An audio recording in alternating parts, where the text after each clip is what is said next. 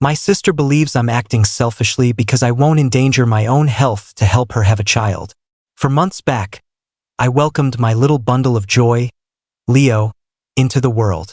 He's my fourth child, and if you've ever been a parent, you understand that every delivery carries its own special mix of wonder and fear. Leo's birth stood out though. I've gone through plenty of joyful and intense moments in labor rooms before, but this one felt far more overwhelming and frightening. Right from the start, the pregnancy was classified as high risk. You know, the type that brings constant monitoring from medical teams, not the enjoyable kind of attention. The entire journey involved frequent checkups, unforeseen issues, and endless anxiety.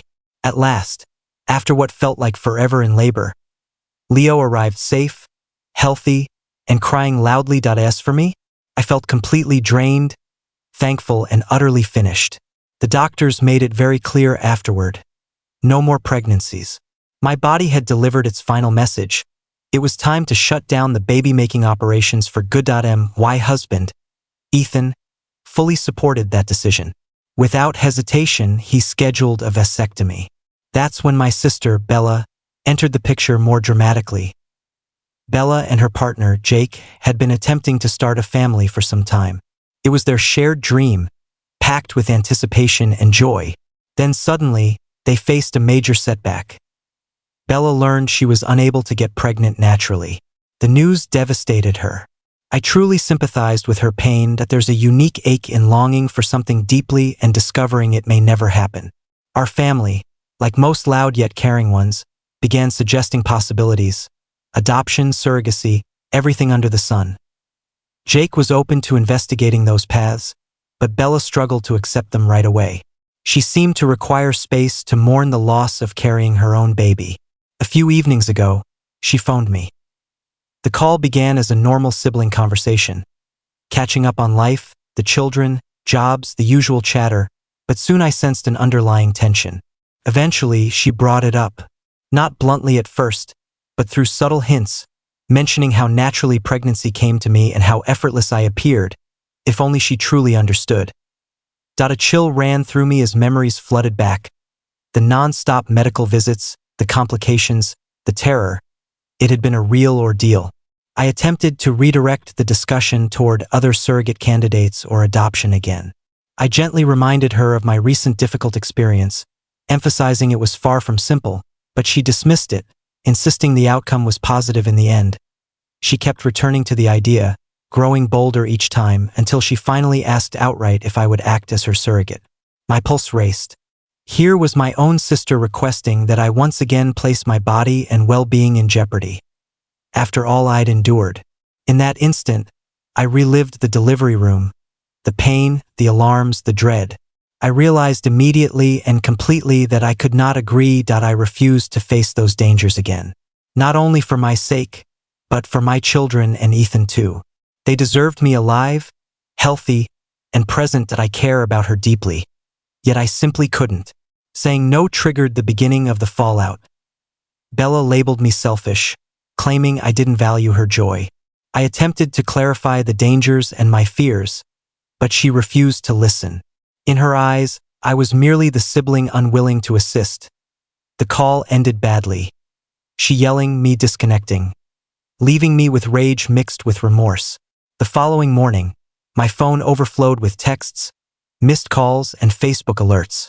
Bella had shared our private exchange publicly, casting me as the antagonist in her pursuit of motherhood. I in her version. I was a heartless sister selfishly guarding my fertility and denying her the chance to become a mother. The reactions varied: support for her, criticism toward me.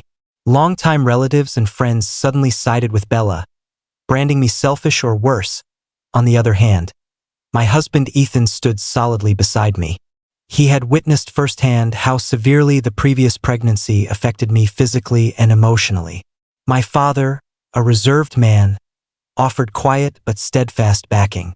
He recognized that my health was not something to risk lightly. Several friends and family members contacted me with supportive messages and empathy. I felt pulled between fury and shame, furious that my private, health-based choice was being publicly attacked. Ashamed because part of me questioned whether I could have done more for Bella. Memories of our shared childhood and mutual support kept resurfacing. My mother, the classic mediator, attempted neutrality, but I could see she favored Bella. Her glances spoke volumes. She was let down by me. Honestly, that stung. My brother's opinions divided. Point one fully backed me, insisting health must come first. The other showed more understanding toward Bella without directly criticizing my stance. After reflecting for days, I realized I couldn't remain silent, that it was necessary to share my perspective. So I gathered my courage and posted my own account on Facebook, detailing the terror, the suffering from my final pregnancy, the medical advice against more children, and my inner conflict over her request. That I published it and prepared for the backlash. Responses were varied, but gradually some began grasping my viewpoint. Certain quick-to-judge relatives and acquaintances reached out with apologies. They admitted not knowing the complete details or the genuine hazards. Here's the twist. Bella's boyfriend, Chris, note, earlier mentioned as Jake, but consistently Chris now, had been completely unaware of the surrogacy proposal. He discovered it through my post and was naturally stunned. Apparently, he believed they were still considering various paths, adoption, different surrogates. Chris contacted me, bewildered and somewhat frustrated. He's a good person, always has been, and family discord was the last thing he wanted. He said that had he known Bella's intention to approach me, he would have discouraged it firmly. He acknowledged the serious risks to my health and didn't wish that burden on me or for any child to arrive amid such family strain. This revelation created a chain reaction. As Chris's perspective spread, more relatives recognized the situation's nuances. They saw it wasn't simply me refusing out of selfishness. It involved my health, my family's needs, and the fact that Bella and Chris weren't aligned on this plan. Eventually, Mom and I arranged to meet for lunch to discuss openly. I hoped it would allow me to explain and ease tensions. But as soon as we sat, I sensed difficulty ahead. Mom wore that determined expression. Her mind already set. She has always favored Bella, though I hadn't grasped how strongly until then. We began with light conversation, but it swiftly turned to the surrogacy issue.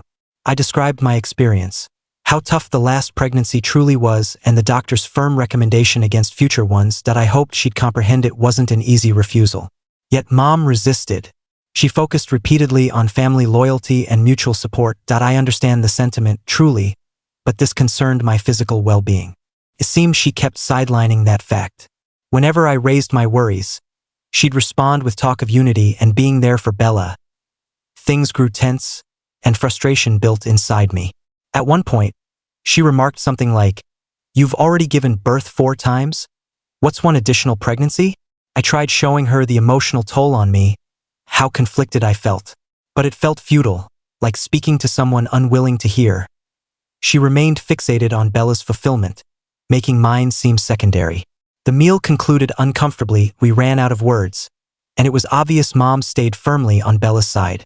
No shift likely. Then came my dad, David. He's typically quiet, expressing emotions more through deeds than speech.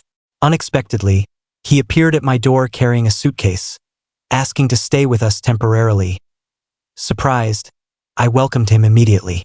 Dad confided his disappointment in Mom. He struggled to understand how she overlooked Bella's manipulative behavior and ignored my health concerns. His words brought comfort yet also sorrow. The children adored his company, and Ethan appreciated the extra support. My siblings and I had long sensed Bella as Mom's preferred child. In childhood, we often felt overshadowed. She escaped consequences that would have disciplined us harshly.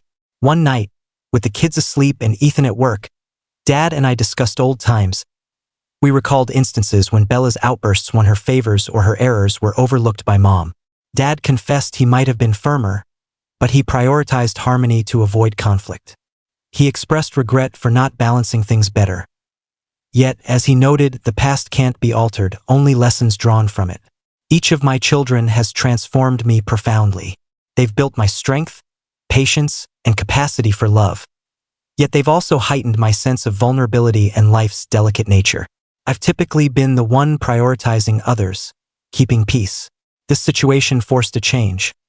For once, I needed to place myself first. A challenging shift. The previous pregnancy served as a stark reminder. I was fortunate to emerge with a healthy infant and my own health preserved. What if luck didn't hold next time? The idea of my children losing their mother, or Ethan enduring such grief, was too painful to bear. Following deep reflection and many nighttime talks with Dad, I resolved to attempt reconciliation with Bella and Mom. Difficult given the history, but essential. Clinging to bitterness and grudges feels like bearing a heavy load. Honestly, I was exhausted. I began with Bella. I texted her plainly, requesting a conversation. Silence for several days. Then, unexpectedly, she responded. Okay. Brief but progress. Our talk started hesitantly, avoiding the core issue. Eventually, we addressed it. I restated my position, how frightening the last pregnancy had been, the medical advice against repeating it. I acknowledged her longing and grief, but explained I couldn't jeopardize my health. Bella stayed unusually silent. She conceded she hadn't fully weighed the dangers to me, focusing only on her own yearning for motherhood. We parted without full resolution, yet the tension had eased slightly. A small advance, but meaningful. Then came Mom. This felt tougher. I invited her for coffee at home. She arrived, but unspoken emotions hung heavily. I expressed how her favoritism wounded me, how it seemed my welfare mattered less. She truly listened this time. To my surprise, she offered an apology. She admitted not fully recognizing the impact of her choices on me. Meanwhile, Chris had spoken with Bella, helping her understand the broader family effects of her actions. He supported her dreams but emphasized other routes to parenthood. Adoption, alternative surrogates, options they hadn't deeply pursued. Surrogacy, after all, isn't merely clinical. It's deeply emotional and intricate.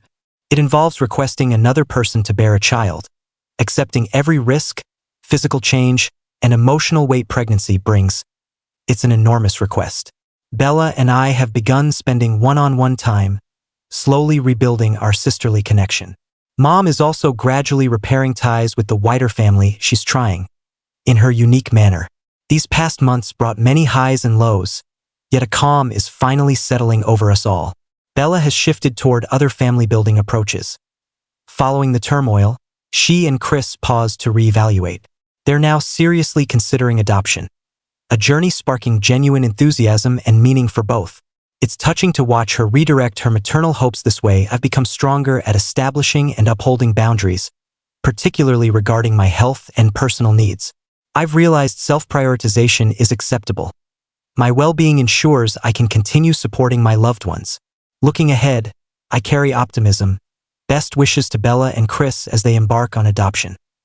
Optimism that our family bonds will keep mending and strengthening. Optimism for my own path amid whatever challenges life brings next.